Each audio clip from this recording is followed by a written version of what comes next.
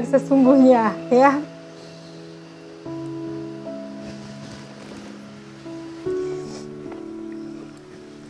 Untuk seseorang melihat keripik ubi pedas, keripik sanjay begini, mungkin tidak akan memberikan pengaruh apa-apa selain suka, enak, terlalu asin atau apa ya. Misalnya, ada kenangan tersendiri yang sangat-sangat mendalam, dan ini satu momentum di dalam berkaitan dengan momentum dalam kehidupan saya, khususnya dalam meraih masa depan saya.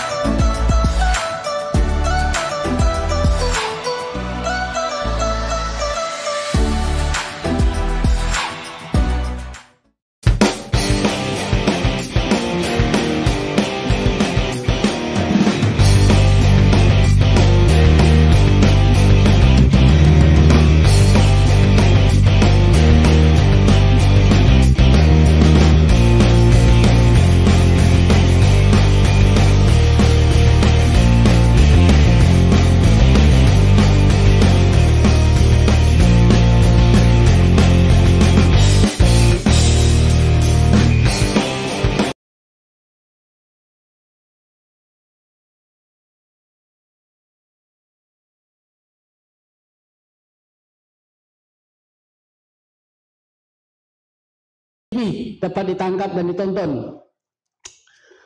Apa kabar kita semua sekarang ini? Sehat-sehat semua, tetap semangat, tetap optimis dan penuh harapan, hope. Meskipun wabah COVID ini masih ada dan kita semua tengah berada di tengah suasana new normal. Pagi ini kita kembali bertemu dalam acara Highway, acara Tanjung Pinang TV dan Ceria TV, 1 jam bersama saya Ridha Kaliamsi, sebuah perbincangan santai tentang berbagai hal, soal budaya, soal ekonomi, soal politik, dan soal-soal lainnya, soal kehidupan sehari-hari yang menarik yang mungkin kita bisa bincangkan secara bersama-sama dengan narasumber yang kami undang secara bergantian.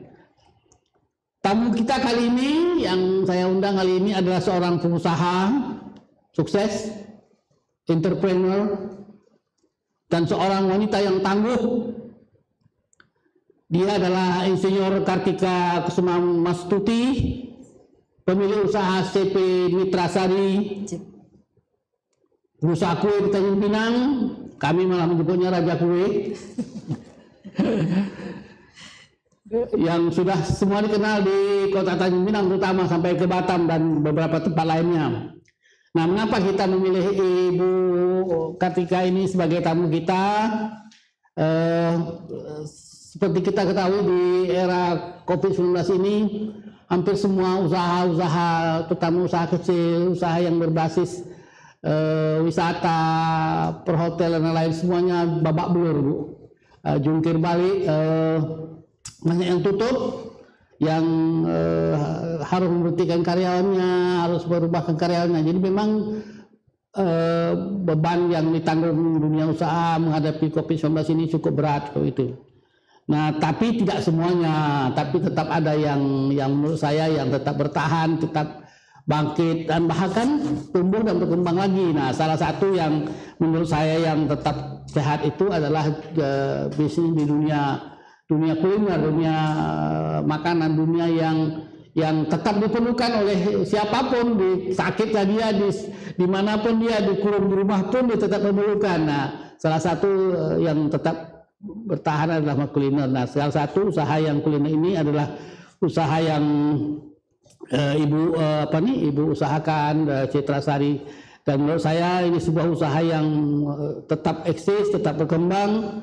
Dan milik Citra Sari ini masih bisa kita temukan di mana-mana. Ya, di tengah-tengah kesulitan ekonomi seperti ini, kita masih bisa melihat usaha Ibu tetap berkembang. Dan Nah sekarang kita ingin bincang-bincang berbincang dengan Ibu tentang bagaimana Ibu bisa bertahan, bisa bangkit dan bisa tetap eksis di tengah-tengah suasana seperti ini. Kita punya waktu 1 jam Bu, kita bagi dalam 4 sesi, masing-masing 15 menit. Nah sesi yang pertama ini saya kepingin dapat cerita dari Ibu. Ibu ini aneh, Ibu ini insinyur ya Bu? Iya betul. Insinyur pertanian. Insinyur pertanian kecebur kuliner gimana ceritanya? Apakah masih ada hubungan antara ilmu pertanian itu dengan bisnis kuliner Ibu, terutama dengan kuliner apa nih namanya, pastry sebetulnya ya. Kue ini apa namanya? Tradisional Bapak. Udah ya, itu dalam istilah bisnisnya pastry atau apa namanya? Ya pastry ya, seperti itu. Ya ini usaha yang memang biasanya sangat disukai ibu-ibu dan selalu jadi semacam pengatas krisis. Jadi kalau ada krisis kesulitan apa itu, kue selalu jadi solusi sehingga keluar. Ya saya ingat kecil-kecil saya juga jual kue kata si Ibu itu. Jadi memang ada juga. Nah, saya ingin tahu bagaimana Ibu mengelola perusahaan ini, bagaimana Ibu memulai bisnis, bagaimana Ibu memilih kuliner dan dengan ilmu latar belakang insinyur pertanian itu memilih bisnis seperti dan kemudian bisa berkembang sebesar ini. Silakan Ibu cerita, santai aja Bu. Iya. Terima kasih Bapak kesempatannya. Alhamdulillah memang betul yang Bapak katakan tadi, Datuk Rida katakan tadi bahwa setiap ada krisis rata-rata larinya ke kuliner. Betul. Itu berawal kami juga dari krisis. Dari bisnis yang lama kami bangun terpaksa pernah mencoba bisnis yang lain gitu ya. Dan kemudian ternyata ambruk, harus mengalah dan impian di situ harus saya kuburkan. Bagaimana nih jalan lain yang harus kami ambil begitu. Nah, kebetulan kuliner ini adalah passion saya, mungkin begitu, hobi saya begitu ya. Pandai tidak, tetapi berusaha untuk, karena sesuatu yang senang itu tentunya akan lebih mudah untuk kita kuasai begitu. Alhamdulillah berawal dari memang makanan. Pertimbangannya semua orang kecil pernah jualan kue waktu Ibu masih kecil sebelum sekolah. Kebetulan tidak. Tidak, tapi sering dilibatkan oleh ibu orang tua saya untuk membuat hidangan-hidangan apabila ada tamu gitu. Nah, kemudian apa yang terjadi? Kenapa saya memilih makanan? Karena makanan ini relatif modalnya kecil untuk untuk keperluan sehari-hari itu diperlukan. Semua orang pasti butuh makanan begitu. Nah, akhirnya karena senang, kemudian modalnya juga sangat terbatas. Karena kalau teman-teman yang lain, mengawali usaha dari minus, dari nol, bahkan bukan nol kami mulainya, Dato ya, dari minus, dari bisnis yang lama itu tersisa hutang, waduh luar biasa, setinggi Gunung Bintan, lebih lagi mungkin. Pedagang biasa lah Bu, itu namanya mesti. Nah kemudian apakah berhubungan berkaitan dengan sekolah saya, dengan ilmu yang saya tekuni? Ya dibilang langsung mungkin tidak, tetapi pada saat waktu kuliah di Fakultas Pertanian ada ilmu gizi, ada sifat yang kita pelajari, sifat-sifat hasil panen itu seperti apa supaya aman terhadap kita kalau kita konsumsi dan lain sebagainya, sehingga dibilang berhubungan, memang ada hubungannya juga Bapak. Tapi berguna lah ilmu itu untuk waktu itu. Sangat. Sudah berapa tahun Ibu bisnisnya? Alhamdulillah hingga tahun 2020, tepatnya Maret yang lalu, kami berulang tahun yang ke-18. 18 tahun. Wow. Dan itu artinya tidak memilih bisnis yang lain. Tidak. Betul. Jadi bisnis yang fokus. Itu biasanya bisnis yang sukses itu bisnis yang fokus, itulah sebuah ilmu manajemen, ilmu bisnis, ilmu ekonomi segala macam fokus. Jadi 18 tahun terus 18 tahun itu. Dan 18 tahun ini dengan merek yang sama, sama dengan merek yang sama, hanya sedikit ada perubahan tentang produknya saja. Kalau awalnya bukan kue tradisional, awalnya itu keripik ubi pedas yang tidak saya produksi sendiri, saya hanya reseller. Tapi brand pertama itu di tahun 2002 adalah memang Citra Sari. Kenapa memilih Citra Sari? Karena kami berharap, saya berdua suami berharap Citra itu sesuatu yang konotasinya bagus gitu. Kemudian sari itu intisarinya. Jadi segala sesuatu yang bagus-bagus bersumber atau masuk semua di situ atau berkumpul filosofinya. Iya. Merek ini enggak istikharah enggak mereknya ibu merek ini Bu. Ya, secara khusus istikharah tidak Bapak. Tapi ada satu keyakinan bahwa bismillah ini satu filosofi yang bagus. Nah, itu yang kami memilih merek itu juga sebuah keberuntungan. Doa juga kan ya Pak ya. Iya. Kadang-kadang orang memang ada yang memilih istikharah dulu beberapa merek itu. Ada pula yang selalu saya cerita dengan teman-teman, ada yang sudah kira 100 merek dimasuk ke dalam kotak dilempar ke atas lalu dicari mana yang bagus seperti itu ya. Jadi merek itu selama bertahan 18 tahun. Iya. Dan itu khususnya kuliner, hanya varian produknya saja yang bergeser dari produk yang awalnya hanya keripik, kemudian kue tradisional, kue tradisional. Kue tradisional ini tiba-tiba menjadi sebuah market yang luar biasa. Itu sebenarnya menurut Ibu apa sebabnya? Memang selera pasarnya permintaannya seperti itu seperti apa? Yang jelas awalnya memang karena untuk kue-kue yang bagus-bagus, yang modern-modern tidak begitu pandai juga. Nah, tetapi di sebalik itu kue tradisional di berbagai belahan daerah itu kita kebetulan berdekatan dengan Singapura, dengan Malaysia dan lain sebagainya, justru di hotel-hotel berbintang yang berdampingan dengan kue-kue yang modern itu selalu ada kue tradisional. Mungkin lamanya saja berbeda, ada buah melaka, kalau kita klepon ya di sini ya di Jawa, kemudian ada epok-epok itu pastel dan lain sebagainya. Nah, ternyata mempunyai peminat yang abadi. Yang abadi, anak-anak yang kecil-kecil pun juga masih suka, orang tua-tua apalagi yang mempunyai satu kenangan-kenangan tersendiri terhadap produk-produk tersebut. Dan semakin digali, kemudian sedikit kalau kita berdandan dibedain sedikit. Nah, itu ternyata mempunyai nilai jual yang tinggi. Ya, oke.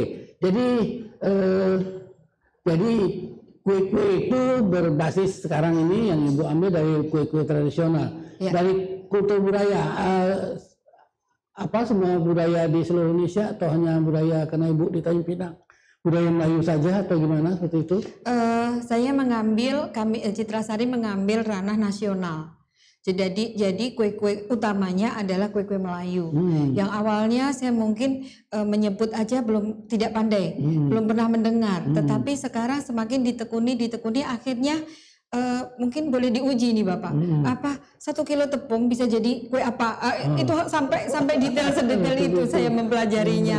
Alhamdulillah semakin ketertarikannya semakin tinggi. Kue tradisional Melayu itu apa saja yang Ibu yang kuat pasarnya, yang disukai oleh pasar seperti selama 18 tahun? Selama 15 tahun ini khususnya di Citra Sari itu kalau dibilang 5 bestseller, 5 bestseller itu yang pertama adalah epok-epok ada 2-3 varian ikan, ada ayam dan lain sebagainya. Kemudian lemper ayam, kemudian ada tepung goma. Nah, selalu ditanya tepung goma apa Tika? Apalagi teman-teman yang dari luar daerah gitu. Kemudian kole-kole. Kole-kole ini yang kami punya itu betul-betul resep asli Melayu dari Malaysia. Saya mendapatkannya seorang teman gitu dari buku-buku lama. Saya waktu itu karena kebingungan ada pesanan yang memberikan resep itu teman-teman dari Malaysia akhirnya. Nah, kemudian yang satu lagi adalah talam keladi. Pengenan talam dari Talas ya. Tapi ini dari Talas yang bestseller di kami itu. Iya, ada satu lagi mengikut itu dadar coklat keju tetapi bukan kue Melayu. Iya, sudah modifikasi. Ini selama 18 bisnis ini Bapak ikut campur enggak? Awalnya tidak Bapak. Ya, awalnya tidak. Bapak dulu suka kue. Kebetulan orang tua dulu juga berbisnis kuliner ya, sehingga akhirnya dia pun juga senang juga. Awalnya mempunyai karir sendiri, tetapi setelah kami kaji perkembangan makin naik, karyawan alhamdulillah makin banyak, sehingga Kenapa kita tidak bareng-barengan aja? Dan jangan menganggap bisnis kue kecil-kecil ini bisnis kecil. Wah, kekuatannya ternyata luar biasa. Iya, betul. Iya, karena rata-rata chef juga laki-laki kebanyakan gitu. Menarik ya. Oke Bu, kita sesi pertama ini kita close dulu, nanti kita masuk sesi kedua ya. Halo, hai, tunggu pada sesi yang kedua.